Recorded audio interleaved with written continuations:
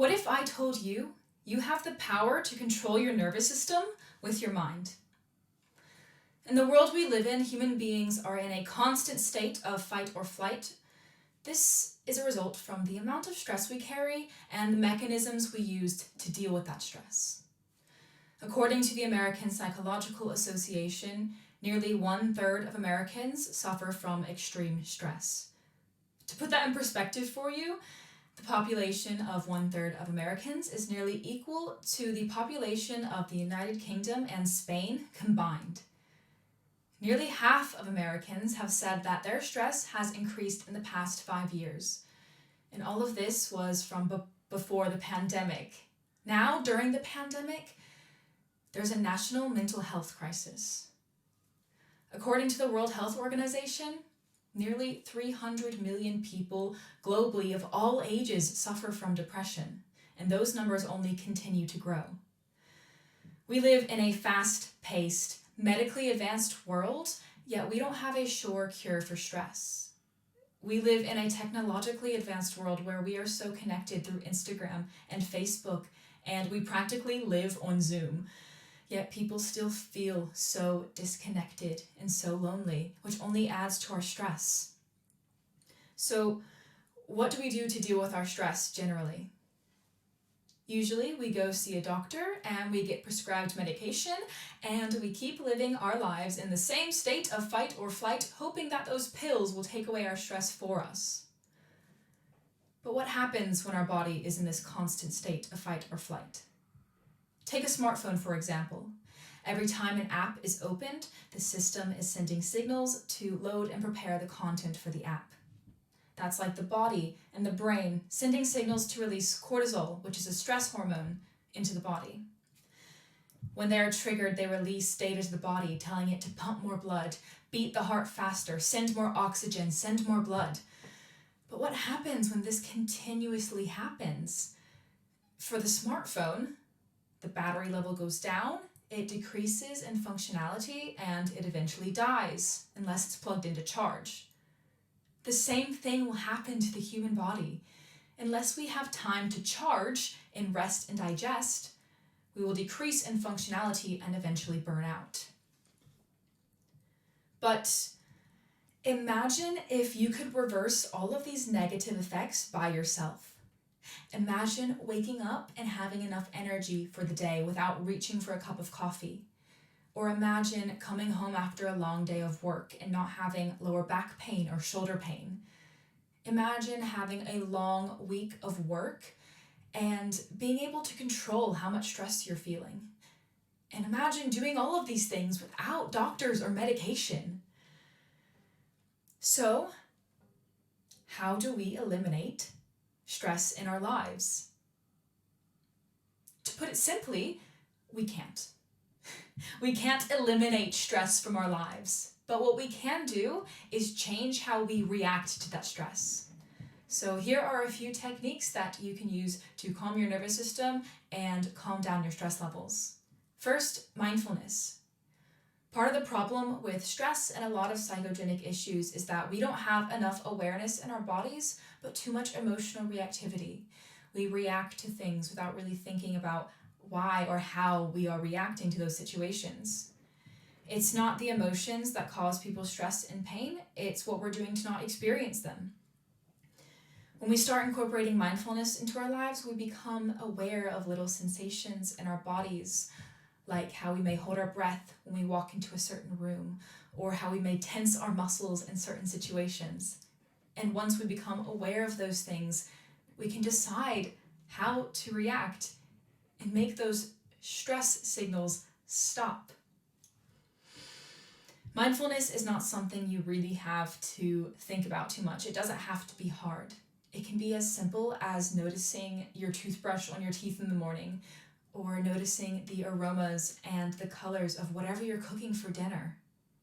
Take something that comes easily to you, whether that's painting or playing music or walking, something where you're naturally mindful, and start practicing that way.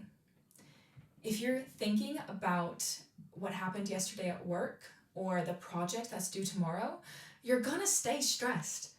Mindfulness lets you create a space for yourself where you can bring yourself to the present moment and give your body time to recharge. Next, I want to talk about the breath. If you take away anything from this talk, take away the breath work. Breathing confronts us with that which we can control and that which we cannot. It's voluntary and it's autonomic. Your breath keeps you in control of your nervous system. Even if your body goes into fight or flight, your lungs and your heart can actually feed back to your brain and convince your brain that everything is okay and that you don't need to be stressed. Because of the relationship between your heart and your lungs and the nerves in between them, every time you take an inhale, your heart gets stimulated to beat a little faster. And every time you take an exhale, your heart gets stimulated to beat just a little slower. The overall effect is a small change in your heart rate from minute to minute.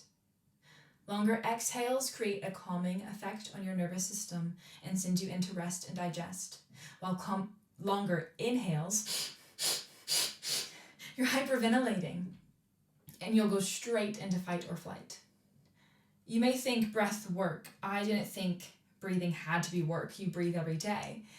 When I say I want you to breathe, I want you to expand your ribs 360 degrees. Drop your breath all the way down to your belly.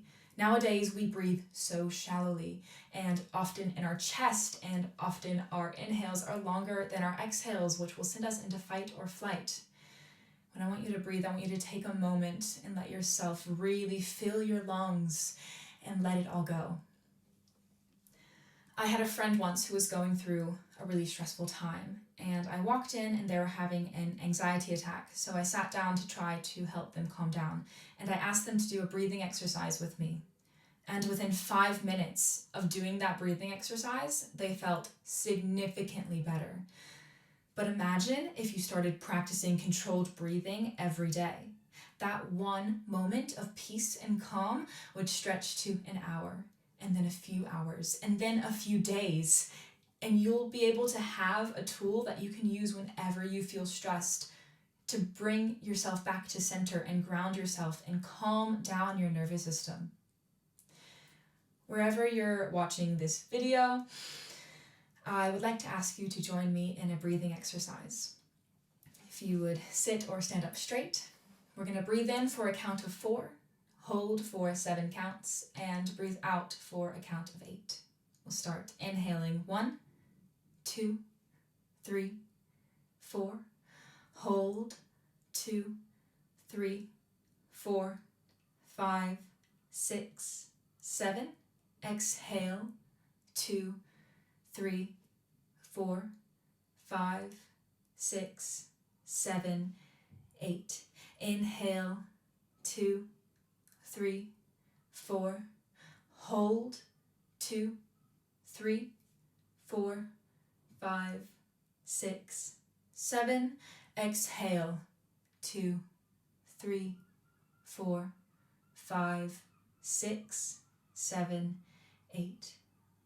Come back to your natural breath.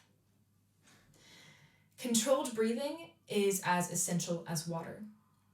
When you practice controlled breathing, you are regulating and balancing your nervous system, and you are reducing the negative effects that stress has on the body and reducing the risk of disease, and you can even reduce physical pain.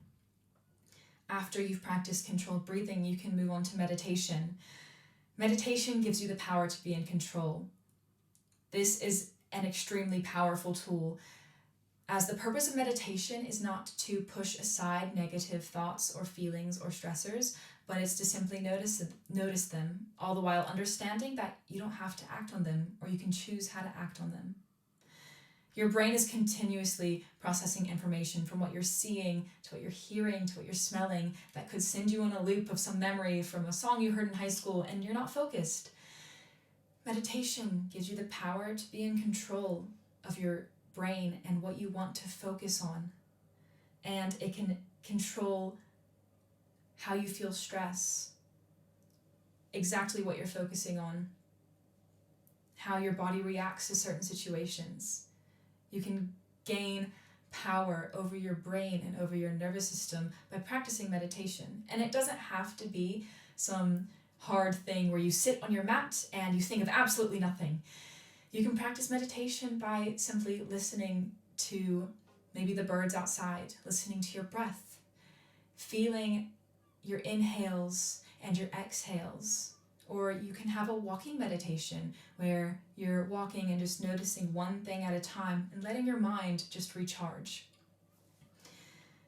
Next, I want to talk about an exercise that includes psychophysical awareness, such as yoga.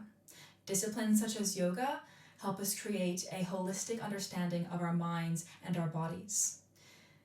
Yoga is different from exercises such as Pilates or dance because it connects the breath with the movement into one flow.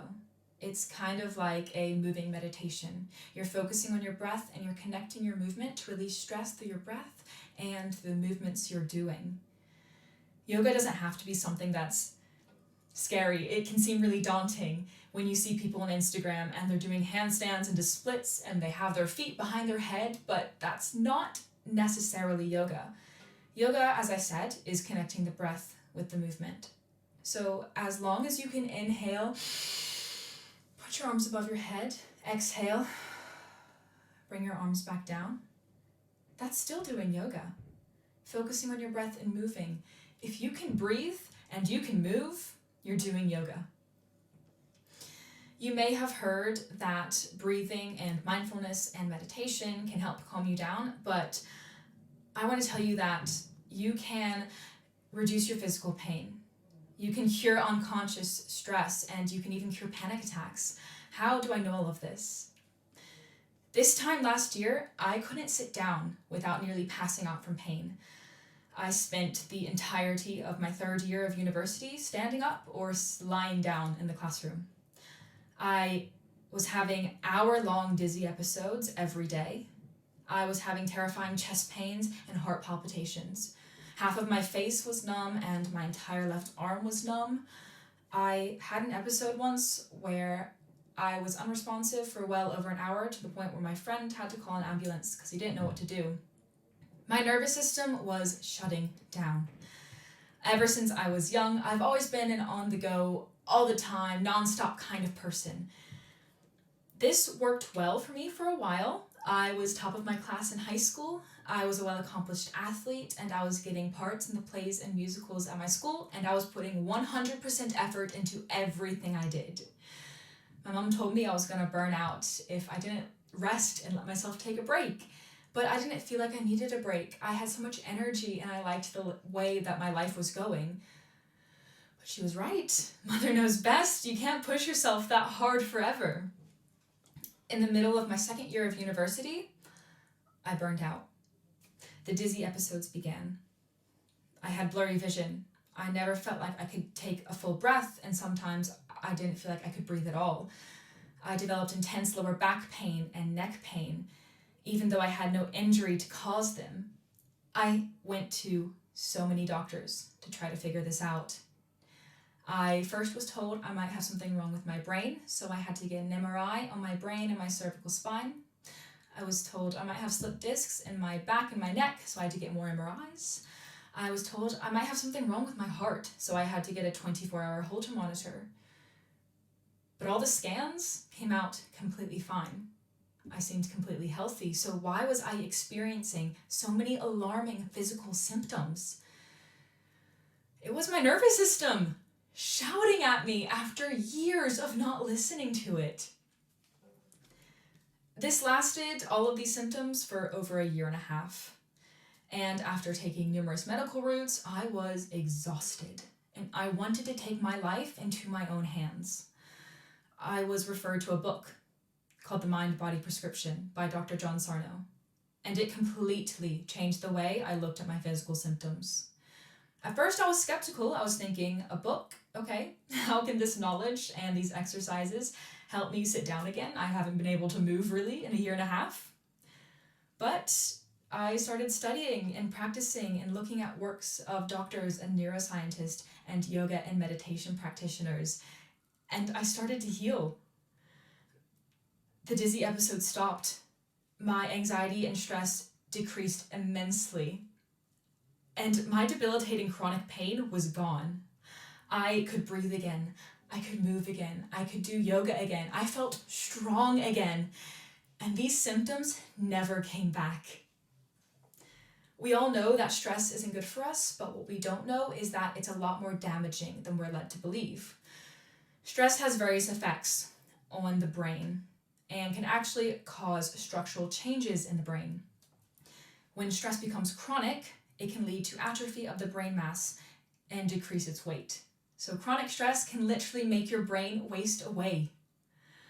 Not only that, but it has effects on the human immune system. Stress mediators can actually pass through the blood-brain barrier and exert their effects on the human immune system, which causes inflammation and illness and disease, which isn't ideal for anybody.